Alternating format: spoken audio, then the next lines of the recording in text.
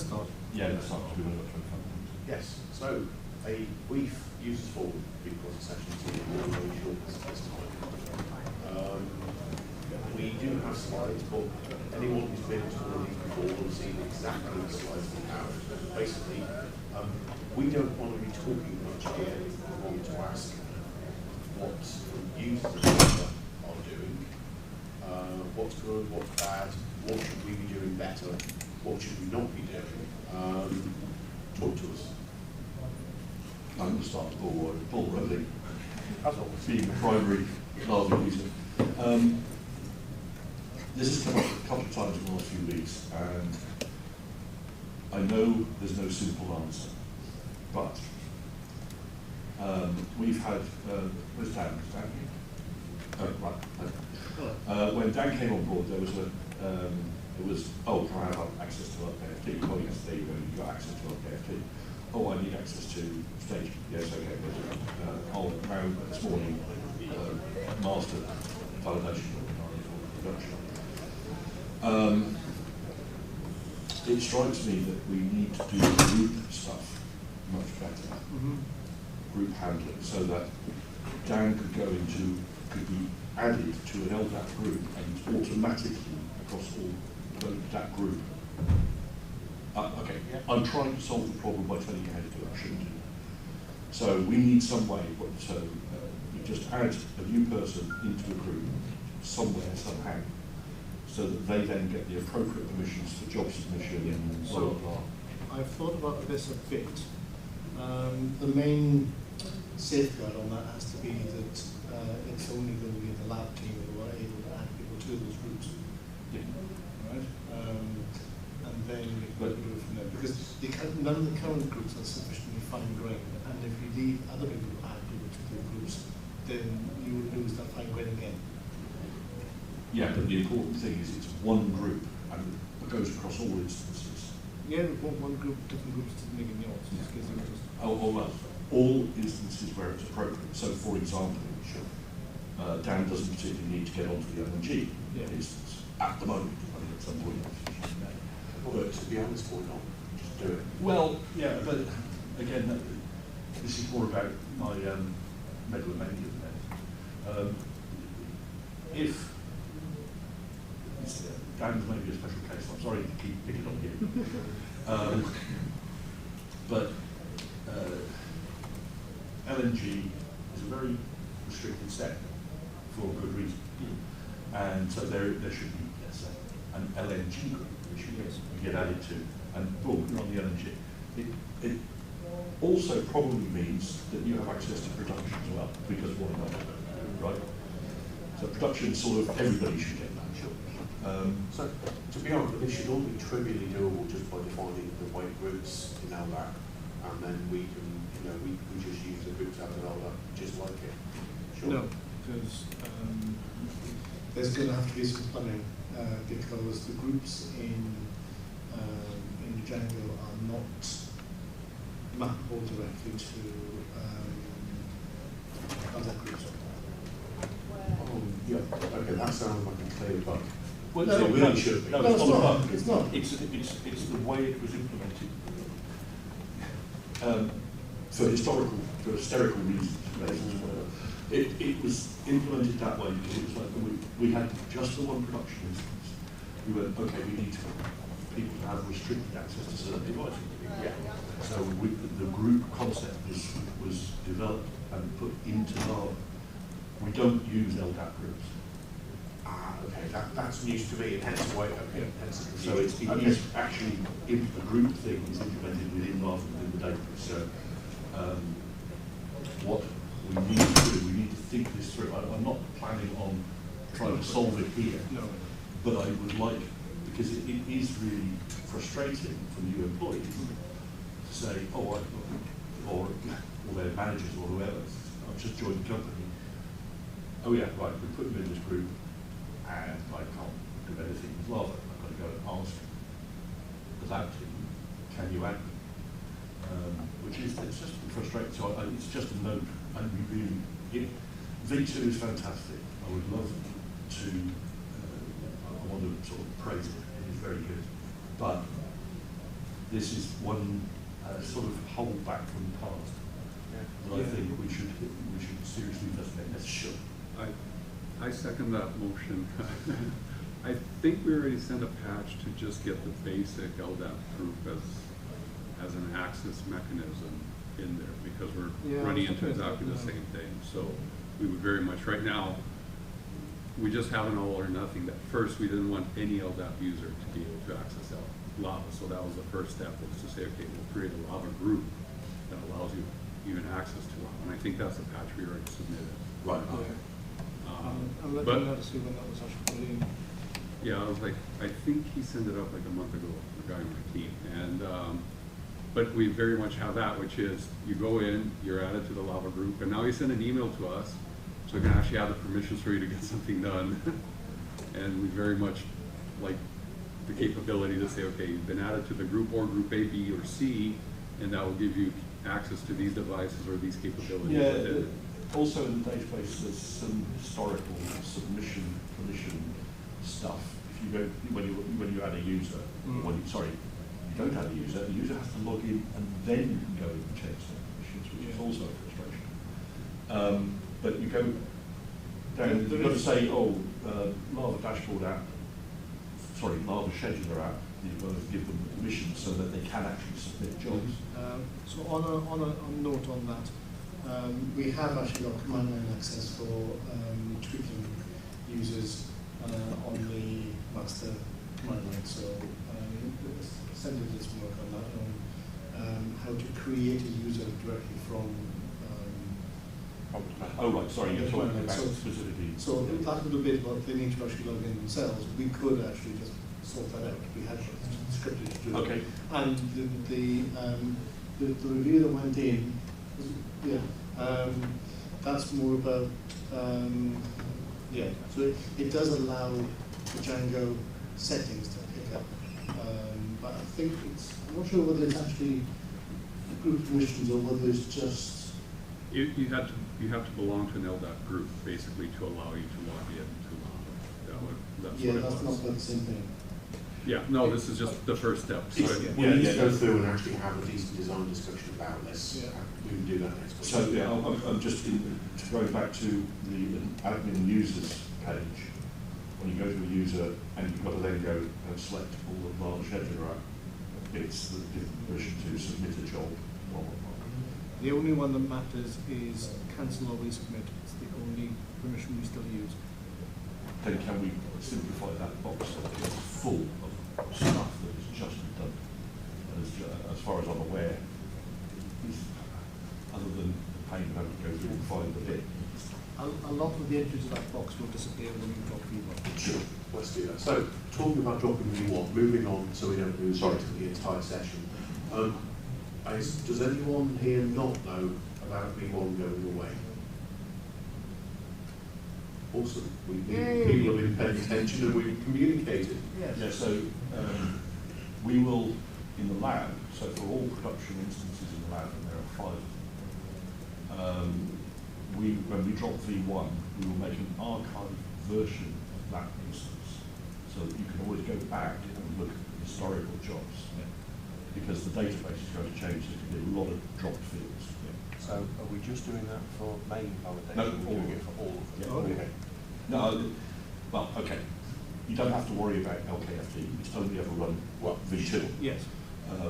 But for LNG, PMWG, and production, we need to have an archive so you can go to. It'll be archive.vo where we go validation Linaro. Can I just ask network group? Most of the important stuff that LNG ever ran was V2 because they needed access to VLAN. So maybe they don't have much V1 data. They don't have a huge amount, but they do have some. Right. It's possibly worth. It's probably worth asking them if they care before you spend any time. Okay. Yeah. So, all the experience of Lava in LNG has sort of moved away. Mine has moved and has gone back, and so it's finding somebody who knows enough to be able to answer the question. You know, and this is not criticism of LNG, it's just we've got a problem. Things change. And So why not back it up? Oh, definitely. Okay. Yeah. Yeah. But we will, from November, there will only be one feature in all instances. Yeah. So you will not be, if you try and, if anybody tries to submit a V1 job, or if they have a bot which is submitting a V1 job, they will be rejected. Yeah. So, anybody else want to say something? Neil will probably just tell me where I'm wrong. But why is that, well, maybe it is possible, but I hear it's not possible. Why do you have to run your piece of software in rootfs to be in Lava? Why can there not just be an entity listening on the end of the UART, which is a use case security team? So the IoT support does exactly that. So Matt wrote the monitor test action for things like Zephyr. Now, it is not a easy thing to manage because you have to get your pattern matching absolutely correct every single time. Because the reason to put the overlay on there is so that you get control and you can run things that you can execute your own scripts and do clever stuff on there. If you're doing it on monitor, then the test has to automatically start. It has to emit a message that is unique, that says this is the start of the test. And then it has to do the test, then it has to emit another message that says this is the end of the test. And then we can do the rest of the stuff in there. So you are giving up so much control. It's very, very difficult to get it right. And it's only in IoT that we will actually manage to get enough of this working because we've got enough control in Zephyr to make sure that those start and end messages are reliably output. And then, otherwise the device will sit there until the job time's out. Specifically, what's your issue? Well, Joachim was using GitHub. He tried in April to come and use Lava and Jenkins, all of our infrastructure. He's got so frustrated with it, but he actually wrote a 250-line Python script that does everything he wants. So he's now gone back outside again, looking for a place to run this stuff in the cloud. And he had two issues. I forgot what the other one is, but one was they've got their own file system. They don't want to put a runner in there. They just really feel like everything's self-contained. All they need is something to look for a few messages coming down the UART. If those messages are consistent and unique, then that support is already there. And has been. Matt, when did IoT support come in, monitor test action? 6 months ago, last. It's worse. We have another discussion how we fail to communicate inside of Linaro. Yes, plus one. On that note, so we have been using Lava for IoT at Cypress. We started running it, and we have small IoT devices, and we started with the monitor and went from that to we created a bidirectional one called CLI to be able to talk back and forth. But we found that that wasn't going to scale because a lot of stuff is meant for really running on a target. So we've taken a different approach now, where we actually run an LXC container on the dispatcher for every device that we want. And that container then talks to our end target via serial port. And so we run pretty much the same test that Lava is expecting to run on the target device, but we're running it in a container in the dispatcher. And that container then talks to our device. We do that a lot. Yeah, so now that's the alternate path we took in doing that. The only difference between what you're describing and what Dave's currently doing is that you're not handing over the serial connection to Lava, you're keeping it inside the IC. Whereas what we do with the Hyatt and all our control devices is we initiate the serial connection and then read all the stuff from there. So, yeah, that kind of stuff can work as well because you just, you've got to have, again, a reliable way of poking the device from the LXC. As long as you've got a way to do that, then this is similar to what all of the Android jobs do. They run ADB in the LXC to poke the device and run an APK, and then that produces an output. It's and they also- return results inside the LXE. Related to what we do for the energy probe as well. You've got extra software running in Yeah. the LXC that does special things. Yeah. So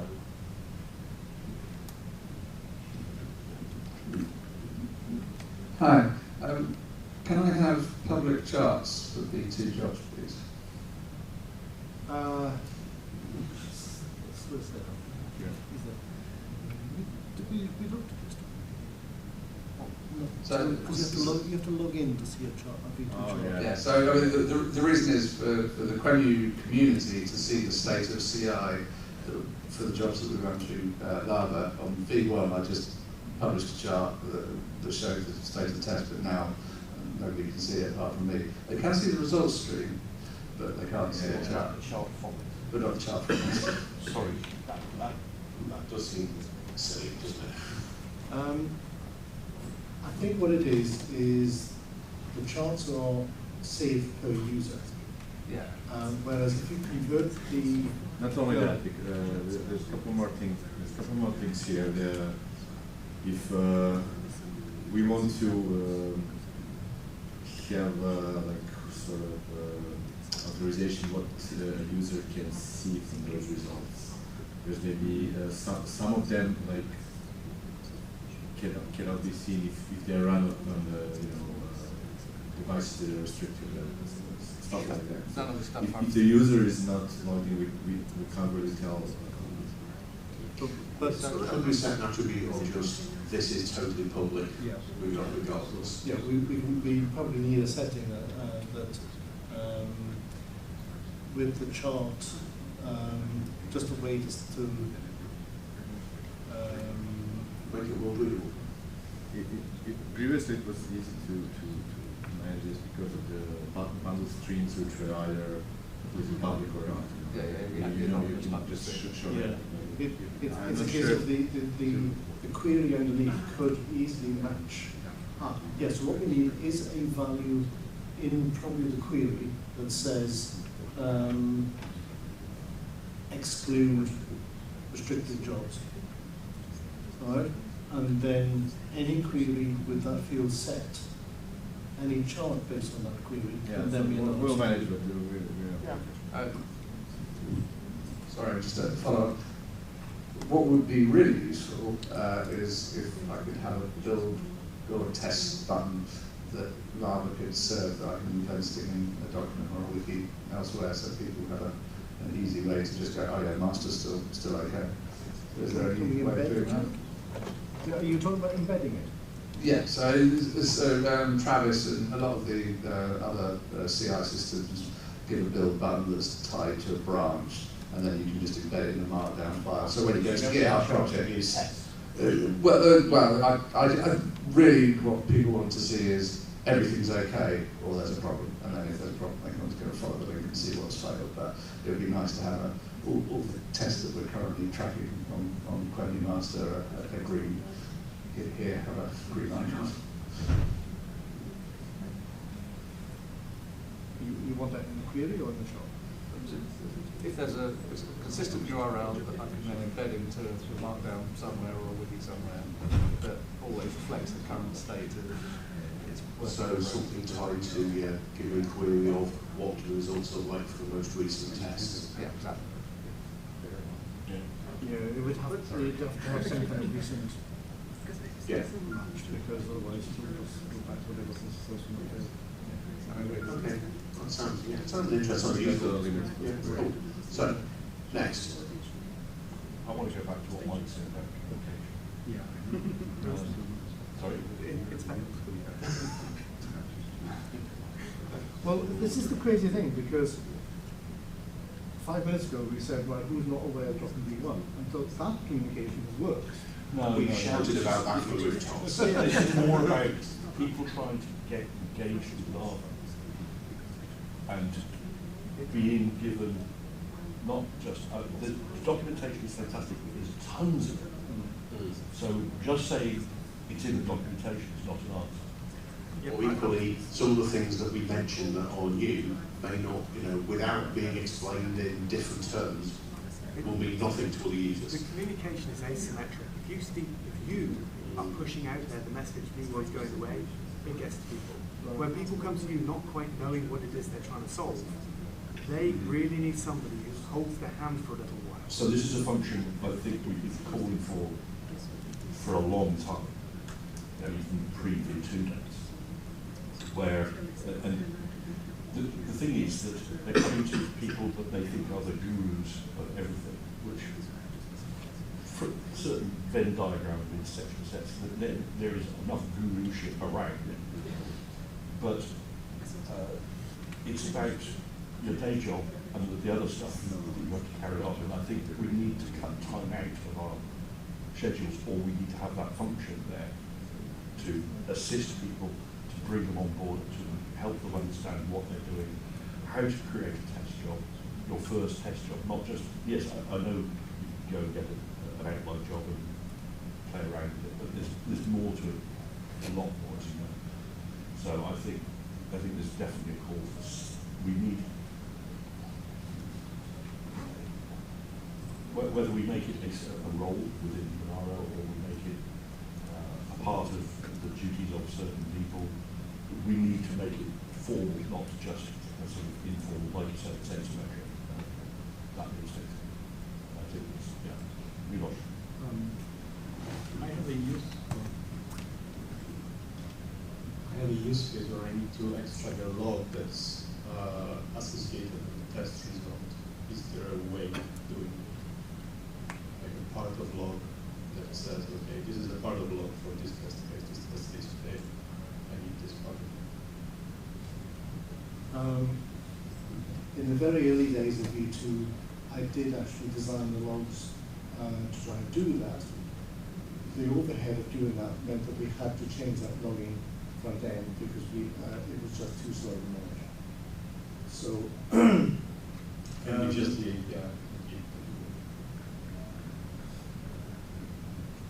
You just need the part of the log for the test case that failed, for example, or you just want the part of the log for a particular test. For any test. For any test. Now I can see a way of doing that. The problem will be that the reporting of the result and the creation of the result in the database is not necessarily exactly lining up with the output that generated it. So and then it goes further because if you run, for example, the EU part of the end. So I am aware of that. I'm just asking for some ways of simplifying the process, like with the monitor stuff. So this is the beginning of the test. This is the body, and that is the end. So first of all, we're officially out of time, but we'll carry on. I know, man. It's crazy, we're only at 25 minutes, but so what we need to do is take that as a feature request, log it, and then we'll come back with a proposal of how we're going to implement traces on that. Kernel CI want that as well. Yeah, I can imagine a lot of people want that. Yeah. So definitely chase us about it, and we'll work something out, I guess. Right. I guess. Any other questions? I'm going to say we have time for one more, even if people want us to leave. No, nobody's coming in yet. So Or was it pretty good quiet? Well, apart from those things, lava's perfect. So I will ask the question. So, okay. Are people happier with V2 than they were? I think it's a huge improvement over V1, and when you get your head around it, it's really. I never use V1, so. Are people missing anything from V1? Reboot. Reboot. Reboot between test shows. That is important. So maybe wrinkles on one or two device types, but you can do deploy, boot, test, boot, test, boot, test. You need to think sometimes about the namespace you use. You've got that Right now you need to deploy, boot, test, deploy, test. No, you can do deploy, boot, test, boot, test, boot, test. Okay. depending on the device. A lot of the Android devices, a lot of the Android devices might need help. Let's do it. Right. Yeah, looks like. So, thanks everyone. Obviously, we're going to be around the rest of the week. If there's anything else you want to come and shout at us about, come find us in the CCT room. Cheers, folks. Thanks.